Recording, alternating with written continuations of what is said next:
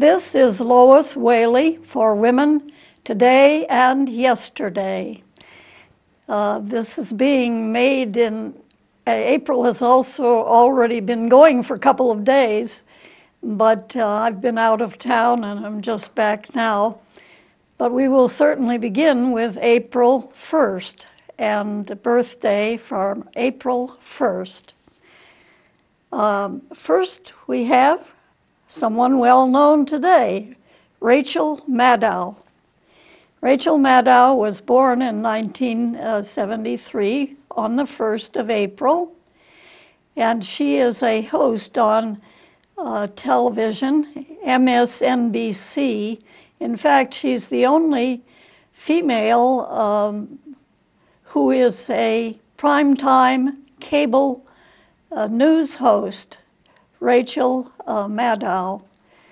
And she has a feminine partner, so she's openly gay, and that's one of the differences about her. She's not only this first woman changing the world, as they say in the biography that she wrote, the brief biography published by Time, but she's openly gay.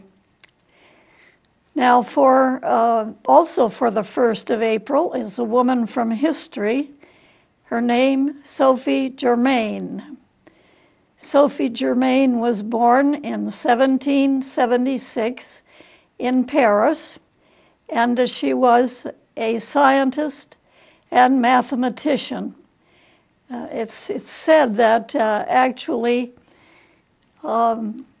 she had her parents tried to stop her from educating herself, but she was a very bright young woman, and she would they cut off the heat to her room and didn't give her candles, but she smuggled candles in and wrapped herself in quilts and studied books on her own.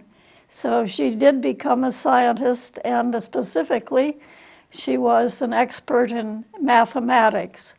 She sent a paper that she had written under an assumed name to a well-known mathematician of her day, and he encouraged the person who had sent the paper to continue working in mathematics, and it was Sophie Germain, born in Paris in 1776. For the 2nd of April, there is a woman called Phryne. Now, we don't have a picture of Phryne because she was actually born in Greece in the 4th century before Christ. They don't know her exact dates, but she has been signed by Kirsten Olsen, the author of Remember the Ladies, to the 2nd day of April. And she was a courtesan, that is to say, a high-class prostitute in ancient Greece. And she became very rich in her trade, and because of her beauty and so on.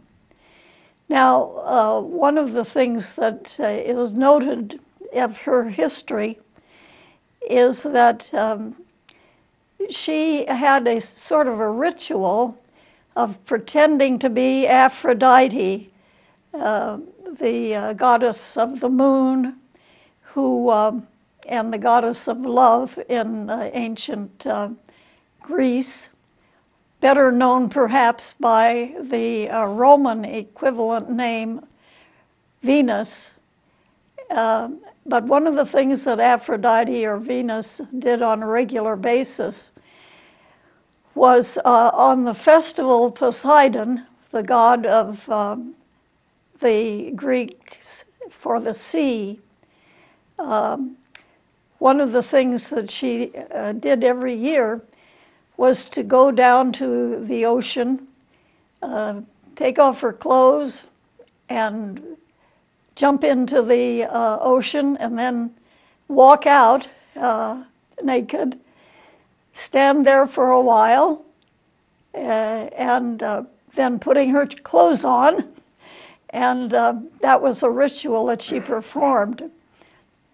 Now, the goddess Aphrodite was known for having been the daughter of the Greek god Zeus, and actually she would stand there dripping with the foam of the waves off of her for this ritual that she did every year. On the 3rd of April, we have a woman scientist, Jane Goodall. She was born in London in 1934, and she's best known for studying chimpanzees. And so this picture shows Jane Goodall with some chimpanzees that she knew. Chimpanzees hadn't been studied very well because they were pretty shy primates and would not hang around for scientists to study them. Jane Goodall worked very slowly. She took her about a year to get so that she could get within 15, 20 feet of the primates, until they really accepted her, you know, that they were not frightened by her anymore or too shy of her. And so she was able to study the chimpanzees, for which she is very well known, Jane Goodall. For the 4th of April, we have Dorothea Lynde Dix. Now, Dorothea Dix was born in Maine in 1802, and she is famous for having promoted mental health centers. She was horrified to learn that through visits to prisons that had women in them, where she was going to teach, Dorothea Dix was going to teach, she was horrified to learn that there were also in the prisons insane women. There were no special places for them in those days, in the 1830s and so on, when Dorothea Dix first began seeing the fate of women who were in good need of mental health, but sometimes they would just be chained up in prisons with women who were criminals because there was no special place for them. So Dorothea Dix took that on herself to promote mental health centers for the insane, and of course particularly for women who were insane. So she was successful enough, and this was during the 19th century, that dozens of mental health centers were organized in like about the 1850s for women who needed a special place of care because of mental illness. Dorothea Dix, born on the 4th of April in the state of Maine in 1802. For the 5th of April, there was a famous actress, Bette Davis. Bette Davis was my favorite actress when I was a little girl. I was a kind of a serious child, and she was in serious movies for sure. and including some in which she played quite a villainous person, like The Letter. The Letter was perhaps her most famous movie, and it was one of the ones for which she was nominated for the Academy Award. I don't believe she actually got it, but it was definitely one of her most important films. She also played Jezebel. Jezebel was quite a villainous, but she played in the film Jezebel, which I actually have never seen. I don't know whether it was a little before my time or my mother just wouldn't let me go. My mother didn't care much for movies. She didn't personally go very often to films. She did go to see Gone with the Wind, which came out, of course, when I was a young girl. But that was about the only film I think I ever saw her actually going to. But during my summer times when I was young, I went up to Lake Tahoe, a beautiful lake in the Sierra Mountains, the Sierra Nevada mountains. On one side, it's in California, and on the other side, it's in Nevada. And I was growing up in Nevada at the time, but I had a very good friend, an older lady, who had taken interest in me when I was just a little girl, about 6 years old, that she saw down at the wharf on Tahoe City. And I stayed with her. That summer, I was with my father, Edgar Daimel, in Tahoe City where he was working. But he died that December, that was 1937. And actually, I went back to see Violet and Lee Garner every summer until 1944 after that, so that I had a very nice vacation at the Jewel of the Sierras, Lake Tahoe, for about 8 years. In fact, some summers I went to the school there because the snows were so bad up at Lake Tahoe, especially in the 1930s, long ago now, that school buses couldn't run. And so they had to cut off school in the middle of the winter, and then the kids had to go to school in the summertime. And when I was there in the summertime, I sometimes went to Tahoe City School, which was a very nice place to be, and different from the schools that I had in Nevada, which were more formal, with those old-fashioned desks that modern folks haven't seen lately, that were with each other, stuck together in a long row. We had tables and chairs, very, very nice places to draw and read books in the California school that I attended in Tahoe City.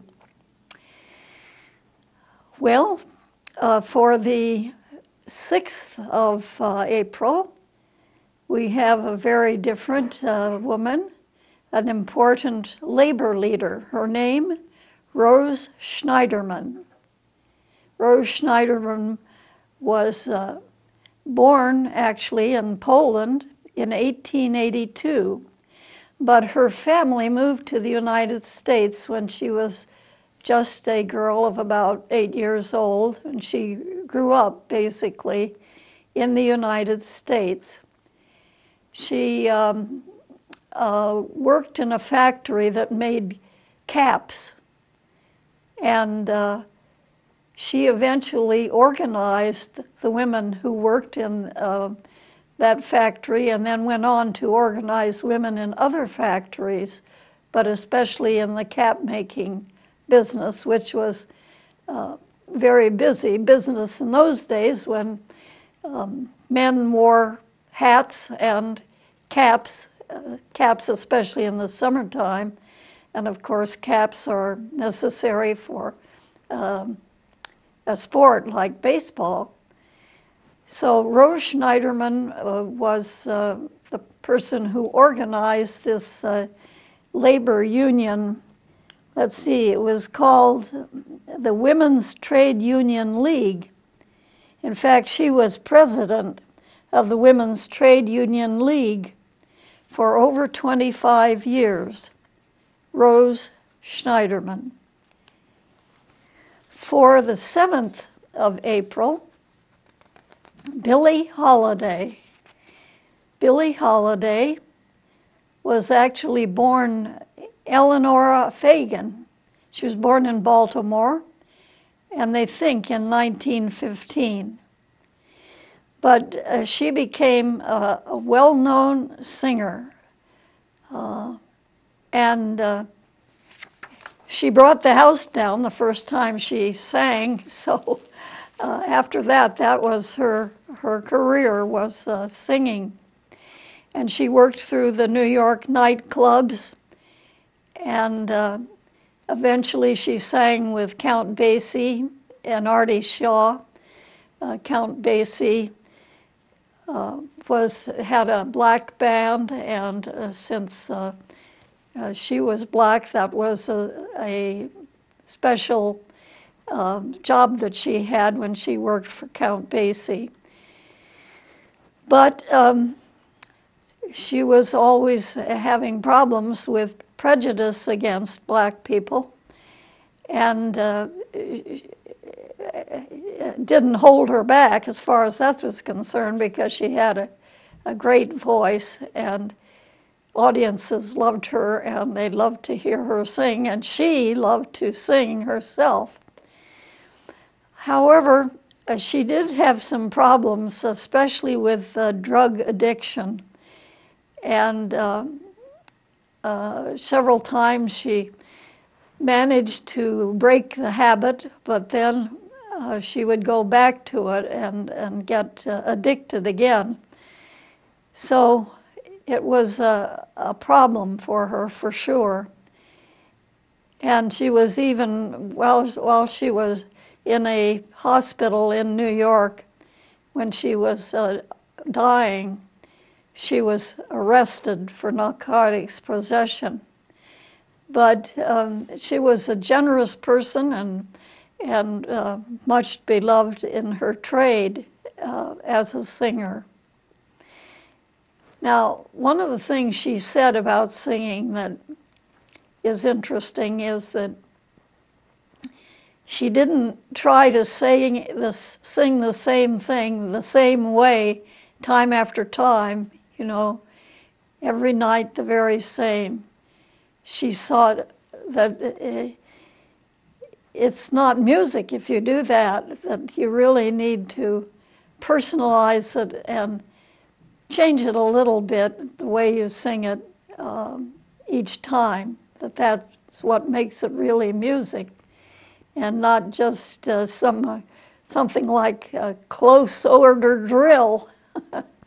She said she was against close order drill when it came to singing. She wanted to sing, and to sing it a little differently each time she did it.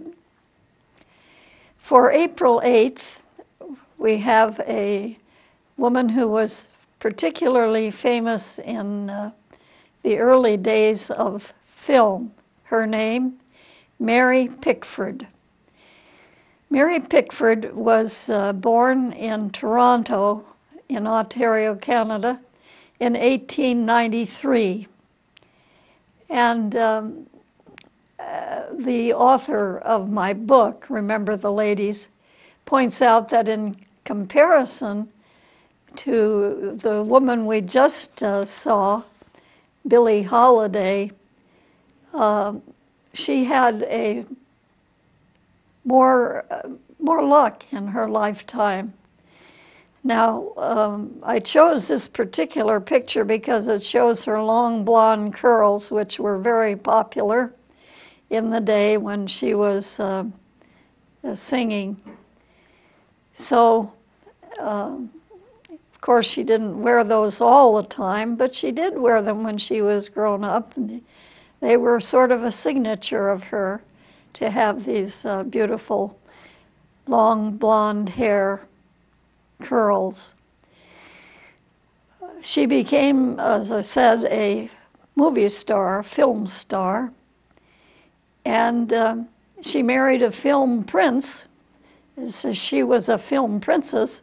She married the film prince of her time, Douglas Fairbanks, and they built a beautiful, beautiful house called Pickfair, from their two names, Pickford and Fairbanks. And she was a founder of United Artists with Fairbanks and Charles Chaplin. And that was, United Artists is still going strong today, of course. They founded it in the early days of film, even before talkies were invented in 1927. So she made a lot of money, not only as an actress. There was a time fairly early in her film life when she was getting $10,000 a week. And that was really high wages in that day, in the 100 years ago or so. So, and she worked with D.W. Griffith, who was a famous producer of silent films and later talkies. They called her America's sweetheart because she was such a popular actress. Mary Pickford, born in 1893 on April 8th. For the 9th of April, we have an assigned person named Ambapali. Ambapali, hope I'm pronouncing it right. Anyway, she was born in India in the 6th century BC. They don't know exactly when, so the author of Remember the Ladies assigned her to the 9th of April. But she lived in the time when the Buddha, Siddhartha Gautama, was alive. And this painting indicates her as a dancer, because she was a famous dancer. And over on the right-hand side, seated, is the Buddha. She gave up dancing after she became acquainted with the Buddha and the ideas of Buddhism, and gave up the dancing days. And so she retired and gave her groves of mangoes to the Buddha to support his work, and started to study his teachings. And she became a famous disciple of the Buddha, Ambapali, born in the 6th century BC, but the exact date is unknown. For the 10th of April, Clare Boothe Luce, born Clare Boothe in New York City in 1903. She was an ambitious woman and a hard-working woman. She was an author and a journalist. In fact, she has a connection with Mary Pickford, because it says there was a time when she was the understudy for Mary Pickford. The understudy is the person who goes on if for some reason the actress can't go on, is late to the performance or ill or out of town or something like that, that she did understudy Mary Pickford.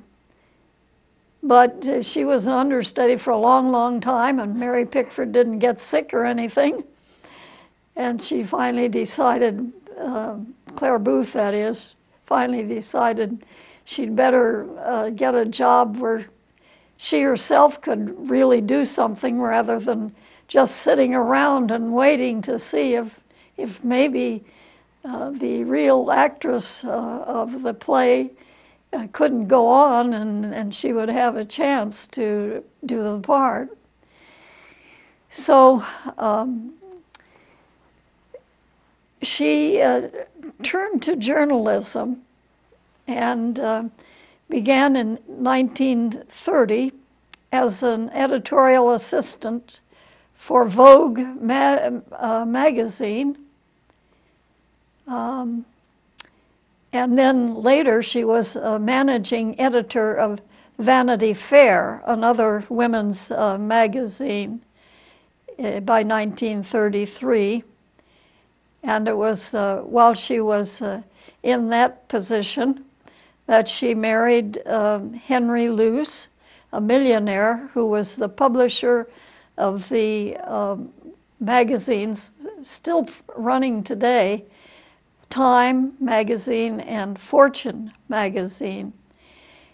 But she continued writing, and she went to Europe as a correspondent, and eventually she covered the Second World War as a foreign correspondent.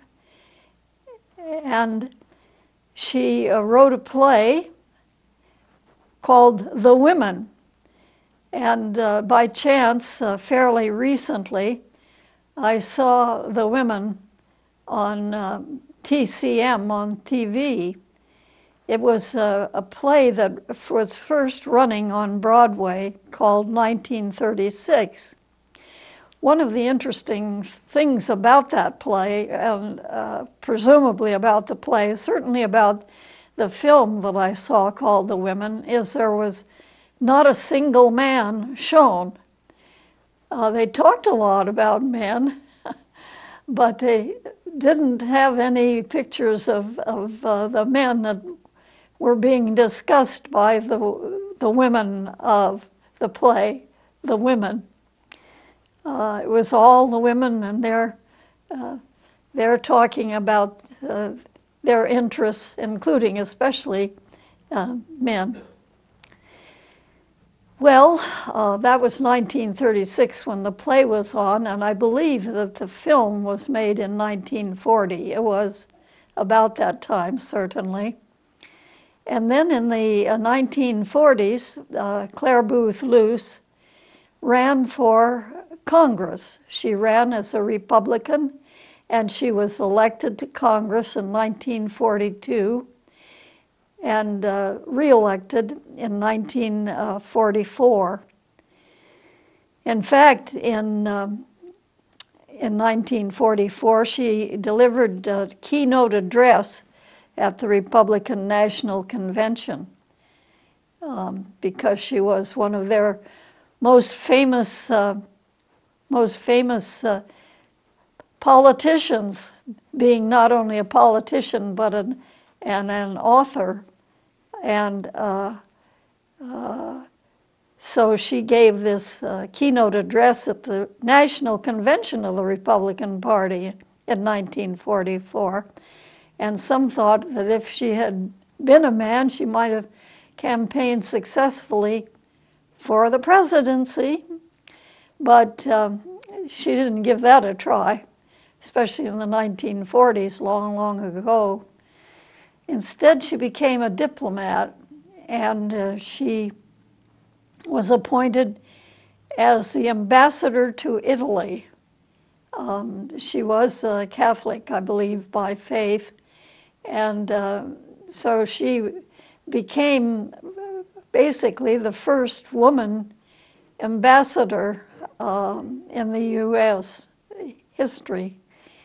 So It says that this made her the most powerful woman in the history of the U.S. diplomatic corps, because she was basically the most famous of the first women who ever served as ambassadors to an important country like Italy. For the 11th of April, Lady Mary Banks. Lady Mary Banks was an English woman born in she died in 1661, so she was from the 17th century. She is famous for having stayed in her castle called Corfe Castle. It's in the south of England, and it was a fortress, a very well-fortified fortress, walls 10 feet thick and that sort of thing. Back in a time when some English people thought they really needed to have 10-foot walls between them and enemies. So it was, she in fact was under siege during the English Civil War. It was not a cold and barren type of castle, though, because she had beautiful hangings and curtains and cushions and things like that to liven the place up, Corfe Castle. But she was under siege for quite a while. The siege began in June of 1643, which was early on in the English Civil Wars. And her husband had gone to London to be busy up there, and so she was the one in charge, actually, for quite some time. Now, that castle was under siege for several years.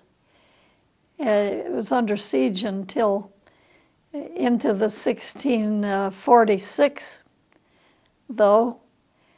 And in fact, that meant it had been under siege for 3 years, which is quite a long time. They did have a possibility, there was at least one time when things quieted down enough that they were able to go out and bring in some more stores and get ready for being besieged again, which they were besieged again. So finally in 1646, after 3 years of sieges at Corfe Castle, they were defeated, and she and her children were able to leave, but they had to give up the castle, which was entered, of course, and stripped of all its fine goods and so forth. She died in 1661, which was some years later, so she did survive for quite a while. But when she died, her gravestone said that she had constancy and courage above her sex. Mary Banks, Lady Mary Banks. For the 12th of April, we see Juana la Loca, which is Juana the Crazy. This is a handsome portrait of her, actually done during a time before she got the nickname the Crazy, I believe. Juana la Loca was actually the daughter of the couple who made modern Spain, Isabella of Castile and her husband of Aragon. She was their heir. There were other children born to that royal couple, but she was the one that survived and actually followed them on the throne. However, her mother died, Isabella died, and she had problems with her father, and she eventually, earned this title of the crazy one, and was imprisoned in a, well, when I say imprisoned, she just couldn't leave the castle at Tordesillas. And her father first was the one that kept him there. And then her son, later on, her son kept her there. So they said she was crazy, and I guess it hasn't come down exactly how this craziness came out, but she was imprisoned and called La Loca for 46 years, first by her father and then by her son, who was, of course, King Ferdinand of Spain. For the 13th of April, Josephine Butler. Josephine Butler was born in England, in Northumberland, the northern part of England, in 1828. But she moved to London, and there were a lot of brothels there.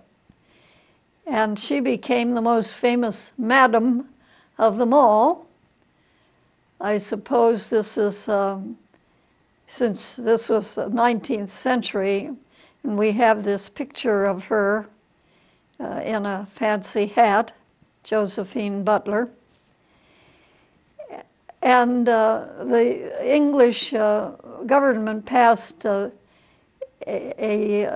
law which meant that women had to be, especially anyone who was caught or considered to be a prostitute, they had to be examined to see if they were, actually in good health and would not pass on an illness to any of their male clients. And they were called, it was the Contagious Disease Act. But Josephine Butler was the wife of an Oxford professor, and she thought that the women were being mistreated under the guise of this Contagious Diseases Act. So she decided that she would run a crusade against it. And her husband, who was this Oxford professor, said, well, that's okay, go and God be with you. So she toured around England making speeches about the evils of this Contagious Diseases Act, which was being misused against women. And of course, she was not just for women of ill repute. She was for the rights of all women, both women of ill repute and the more moral sisters. She said, I plead for the rights of the most virtuous and the most vicious equally. I speak for the womanhood of the world. And she also added, the moral character of a woman, though it be of the lowest, does not alter the sacrilegious character of an indecent assault upon her person. And eventually, the Contagious Diseases Acts were repealed in part because of the speeches made by Josephine Butler, born in 1828. For the 14th of April, our woman is, well, actually there are two women for the 14th of April. I think the first one we will see is Rachel Carson. Yes, there she is. The author of Silent Spring. That's her most famous book.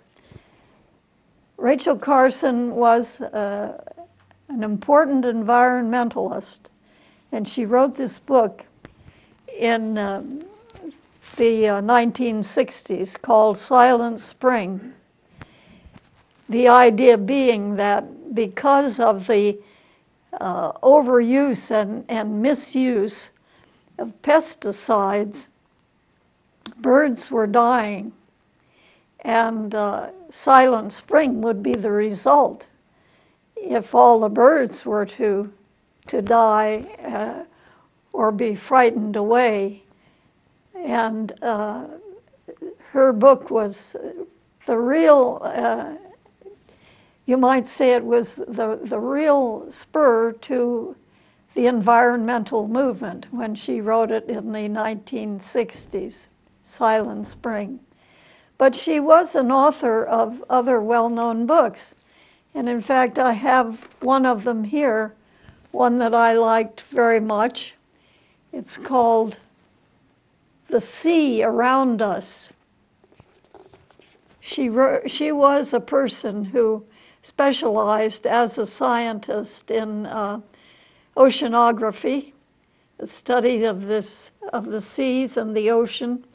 And this was her first really famous book, The Sea Around Us, which I read when it first came out, which was in 1950. Well, actually, see, this was a very popular book. It says 15th printing. I don't have a first edition or anything like that. I have a copy of the 15th printing of The Sea Around Us by Rachel Carson, which was actually published in 1951 by Oxford University Press, and told about the beauties and the virtues and the loveliness of the sea, and also the problems with wind and water and waves and storms and the tides and how the tides move. And of course the tides are associated with the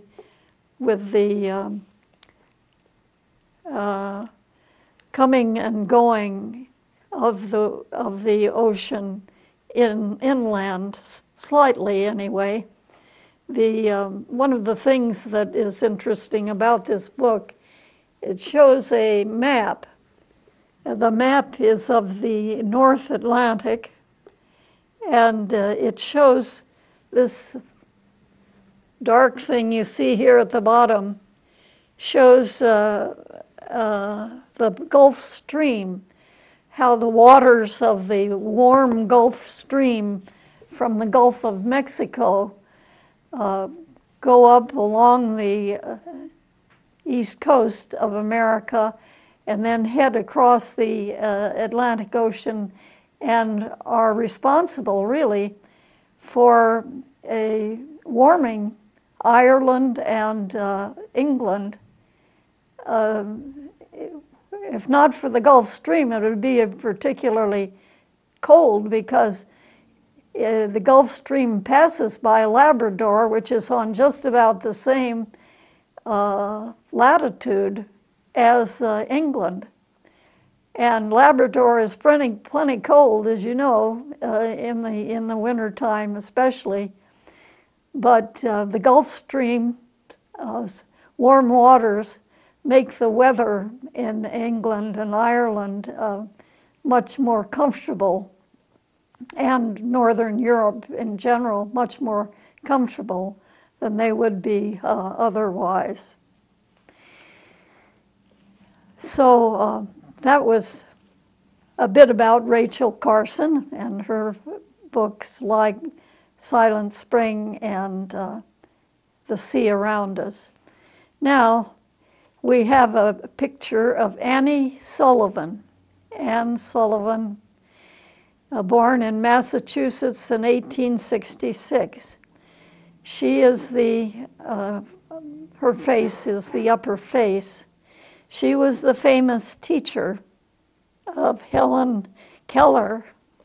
Helen Keller was born as a normal child, but she was very sick when she was just a little girl of about 2 years old, and she became both deaf and blind.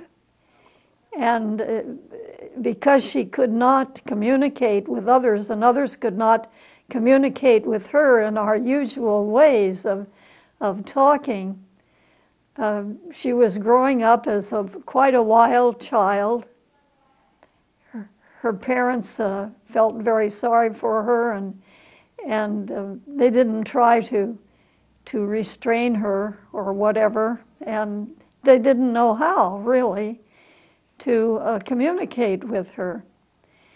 Well, Anne Sullivan was partially blind herself, and she had attended a famous school for the blind, and she was in Boston, the Perkins Institute, and she was eventually hired by the Keller family that was living in Alabama to take care of Helen and try to teach her. I think everyone has heard that story of how she finally got through to Helen by pumping water on her hand and writing on her hand the word for water, and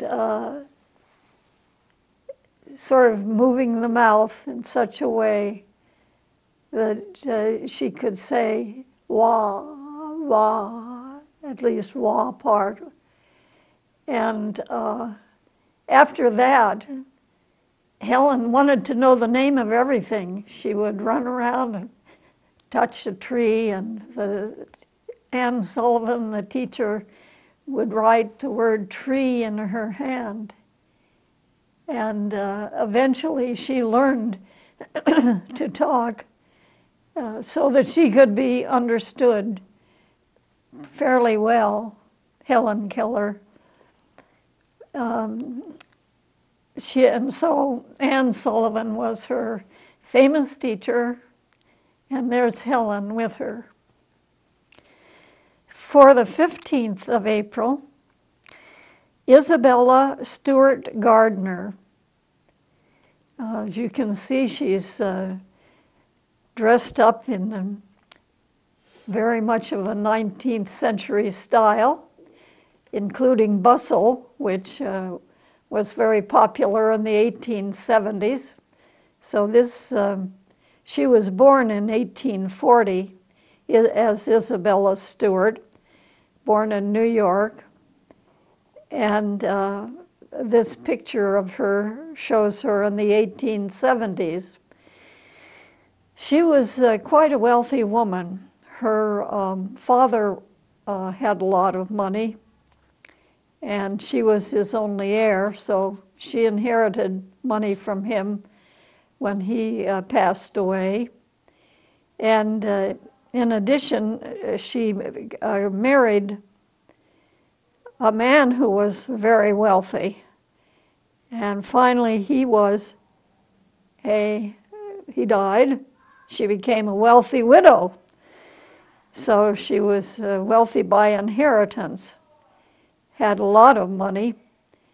And once she had all this money, she decided the thing to do was to build a beautiful house and fill it with lovely things, and especially with beautiful paintings and beautiful objects that she could purchase, you know, something she could buy to put in the beautiful house.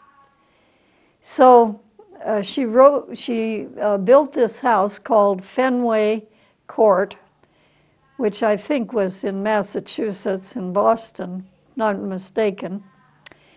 And it was a very fancy building, as you might imagine. She wanted the fanciest Italianate style house. And then she sent people out to buy for her, for the house, treasures from Europe. For instance, when I say treasures, and we're not just talking about paintings, but even movable rooms. She bought whole rooms that were beautiful in houses in Europe where the people were interested in getting some money, and found that possible. So she was quite a person in terms of her beautiful. In fact, she left this house full of beautiful paintings and so on, saying it should never be changed. And it is to this day. It's a museum, and you can go and you can see everything right in place that Isabella Stewart Gardner bought. Now, for the 16th of April, we have Polly Adler, who was born in Russia, I think in 1899. She was a famous madam in New York City because she came to New York, and she wrote a biography, an autobiography, called A House is Not a Home. And by house, she meant a brothel. So she was the most famous of the New York City brothels in her day, the most famous runner of one. For the 17th of April, we see Isak Dinesen, born Karen Dinesen in Denmark in 1885. And what she's noted for is Africa. She wrote a book called Out of Africa. It's a wonderful book, which I read some years ago. And she popularized Africa, you might say, because she had so much love herself for it. And it's said that when she was buried in her homeland of Denmark eventually, she was sure that there was a handful of soil from Africa where she had lived included in her grave. For the 18th of April, Lucretia Borgia. Now, she is very infamous. Her name is certainly infamous, but the author of this book, Remember the Ladies, I don't think quite buys all that. And she talks about the good things that Borgia did, and because of her philanthropy, she had folks who wrote her up as quite a nice person. But on the other hand, there are these stories that she was a big poisoner, so who knows, maybe she was both. For the 19th of April, Saint Bridget, born in Ireland about the year 450, one of the most beloved of the Irish saints. And here we see her dressed in her habit, and she was famous for getting a big bunch of land. The fellow told her she could have as much as she could cover with her shawl. Well, she unwove the shawl and stretched it out and covered a big spot of land to build an abbey. On the 20th of April, Cleopatra VII, born about 69 BC. Well, here we see Elizabeth Taylor, who played Cleopatra in the movies. Thought that would be an interesting picture for us to see. But Cleopatra was queen in Egypt, and when Julius Caesar got there, they got together, and she went back to Rome with him, and she had a son by him, but he was assassinated in 44 BC, and that was sort of the end of that. She went back to Egypt, and she got together with Mark Antony, who had been with Julius Caesar, and had 3 children by him. And she committed suicide when Mark Antony lost a battle and committed suicide in Egypt in the year 31 BC. She held the asp to her bosom and was killed. And the 21st of April is Charlotte Bronte. Charlotte Bronte is a well-known author, of course. Jane Eyre, she wrote Jane Eyre, and I believe she's the one on the right, which she's shown with her 2 sisters. And the upper one, I think, is Emily, who wrote Wuthering Heights. She also a very famous novelist. So this shows both Charlotte Bronte, author of Jane Eyre, and her sister Emily, who wrote Wuthering Heights. The next person is Madame de Staël from 1766. She was a famous philosopher. You might not think so by seeing her dressed in all her finery, but she was an 18th century philosopher. For the 22nd of April, Marie Taglioni, a famous ballerina. And there she is, being a ballerina. For the 23rd of April, Hannah Snell, who posed as a man. She fought in wars as a man, and then later she became a speaker. She traveled the country talking about her days as a soldier. For the 24th of April, Eleanor of Aquitaine, one of the most famous women in history, born in 1122, and they've assigned her to this date. They don't know the day of the year. But she was Queen of France for 15 years, and she was Queen of England under a second husband, Henry, king, for long enough to have 7 children by him. And her 5 girls were married across Europe and became the grandmother. She became the grandmother of Europe. She was born in 1122. The 25th is Ruby Doris Smith Robinson, a well-known civil rights activist of our own time, who died very young, but she was active in the 1960s. For the 26th of April, Emma Hamilton, born Emily Lyon in Cheshire, England, and she married the famous Lord Nelson. And she was a beautiful, beautiful woman. So I guess we're going to have a little more time. Coretta Scott King, well, Coretta Scott King was born in 1928. So here we have a picture of the wife of Dr. Martin Luther King, Jr., the famous civil rights leader. And after his death, she carried on and with civil rights for many years.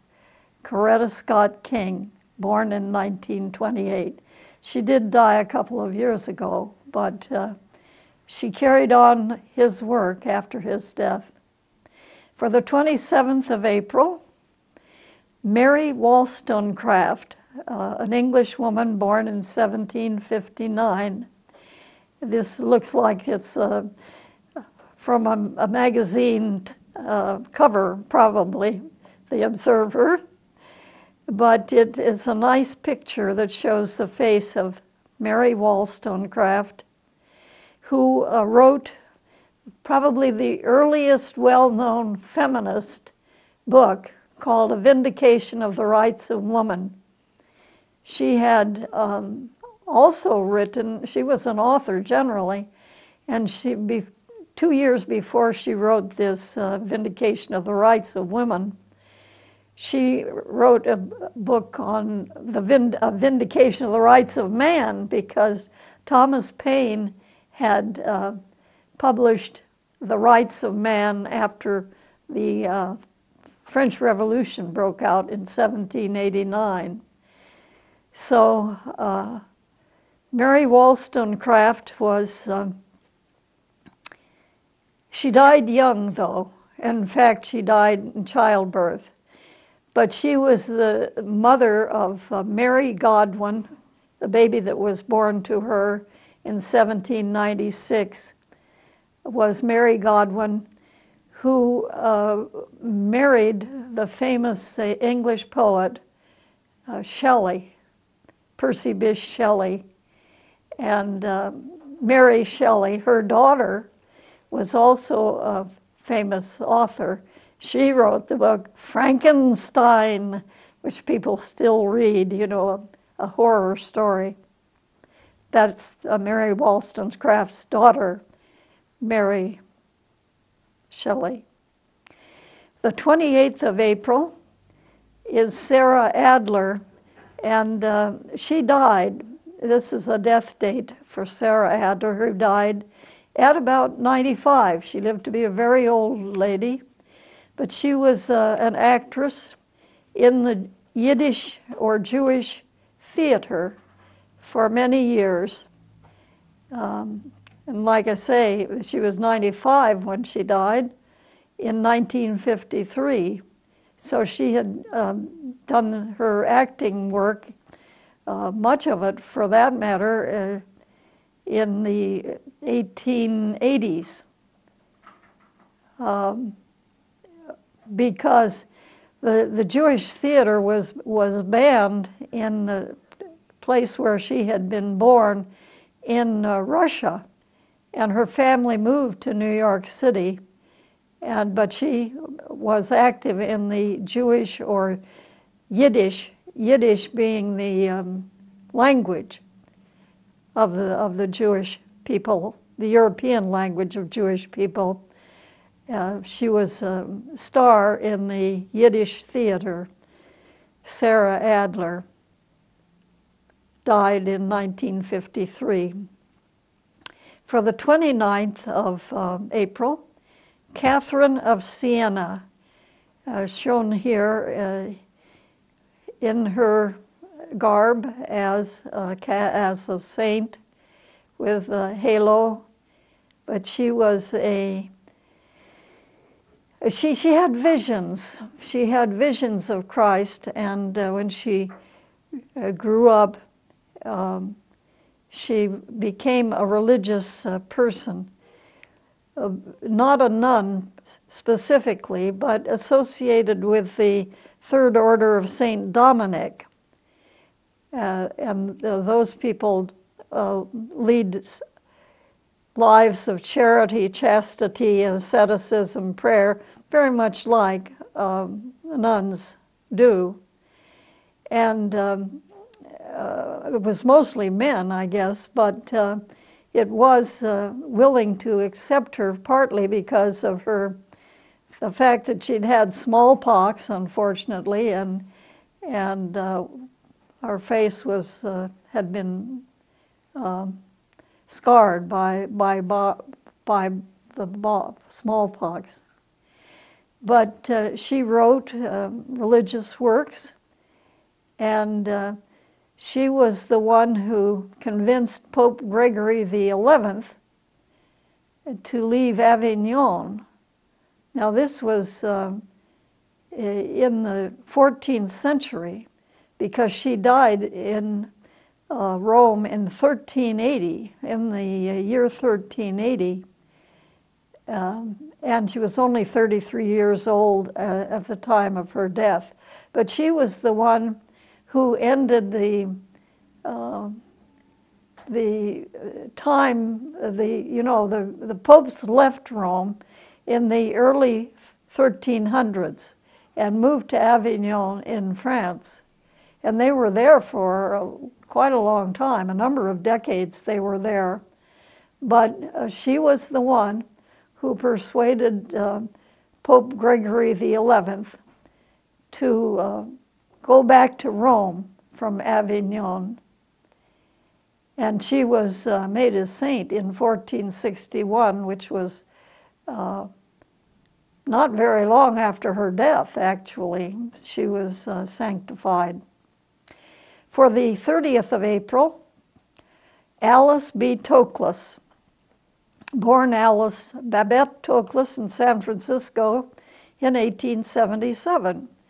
And I think we may have even had this picture on before because she's sewn with her partner, Gertrude Stein, who was a famous author from San Francisco in California. Here we show them with their poodle, who's pointing to Alice. And Gertrude Stein wrote a famous biography, so-called, called The Autobiography of Alice B. Toklas. But actually, it was an autobiography of herself, Gertrude Stein. But they lived together for many years, and as I say, it's really Gertrude Stein's book, but Alice B. Toklas was the one who got the title for the autobiography. So there we have 30 days of April, and best wishes for the rest of the month.